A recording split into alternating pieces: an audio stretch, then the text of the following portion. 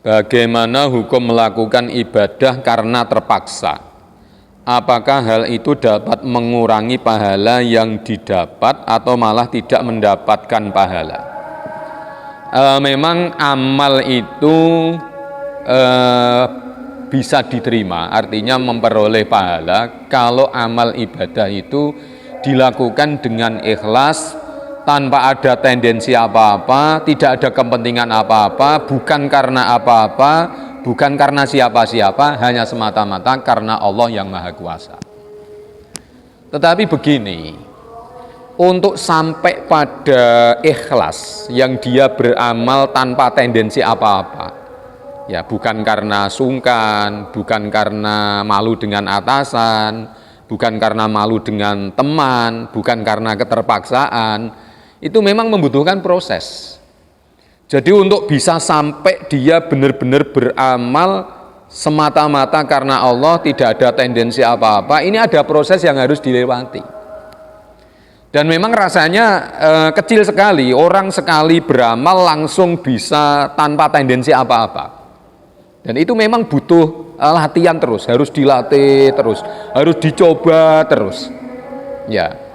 Karena kalau kita mengandalkan langsung murni tanpa tendensi apa-apa, hanya semata-mata karena Allah, kayaknya ya kalaupun ada itu ya presentasinya kira-kira 1:1000 lah, itu ya ada. Jadi memang ini membutuhkan proses untuk bisa sampai pada puncak benar-benar tanpa tendensi apa-apa. Makanya kita jangan pernah berhenti untuk beramal, apalagi berhenti gara-gara terhantui oleh perasaan. Daripada kamu beramal tidak ikhlas, daripada kamu beramal karena terpaksa, daripada kamu beramal karena sungkan tidak dapat apa-apa, lebih baik tidak usah buang-buang waktu, buang-buang tenaga. Justru ini langkah mundur. Iya. Kenapa mundur ya? Sampai kapanpun dia tidak akan pernah beramal. Sekali mau beramal terhantui oleh ketakutan-ketakutan itu. Ya, kita buang-buang waktu, buang-buang tenaga, kalau perlu buang-buang biaya, ternyata tidak dapat apa-apa. Nah, tentu solusinya ya kita lakukan saja. Walaupun kita mungkin terpaksa, walaupun mungkin kita malu dengan teman, malu dengan atasan, tidak apa-apa. Itu kita lewati karena ini bagian dari proses. Nanti lama-kelamaan kalau kita sudah terbiasa, itu akan hilang dengan sendirinya. Kalau sudah hilang dengan sendirinya, disitulah maka orang akan menemukan ikhlas yang benar-benar ikhlas. Dia beramal tanpa tendensi apa-apa, tanpa kepentingan apa-apa.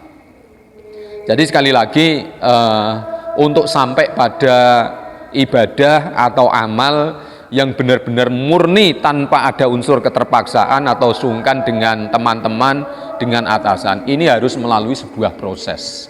Nah, proses itu bisa jadi yang pertama adalah dengan dipaksa. Kalau dipaksa dulu 1, 2 kali, 3 kali masih ada keterpaksaan, perasaan dipaksa itu masih ada. Ya. Nanti terus saja, lama-kelamaan paksa itu akan hilang dengan sendirinya, akhirnya menjadi kebiasaan. Ya. Terus saja, kalau sudah biasa, nanti lama-lama menjadi kebutuhan. Nah, kalau sudah jadi kebutuhan, maka dia akan enjoy.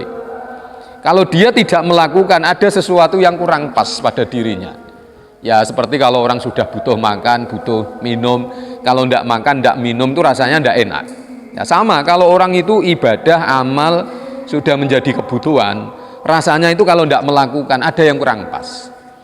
Jadi sekali lagi kita jangan kemudian terhantui bayang-bayang, ya tidak usah beramal kalau amal kita ini tidak ikhlas, amal kita terpaksa, amal kita sungkan. Justru itu adalah langkah mundur. Karena itu sampai kapanpun orang tidak akan pernah mau melakukan. Maka solusi adalah dengan cara tetap melakukan saja. Walaupun ada unsur keterpaksaan, walaupun ada unsur sungkan. Nanti lama-kelamaan akan hilang sendirinya sehingga menjadi ikhlas. Demikian, semoga bermanfaat. Terima kasih.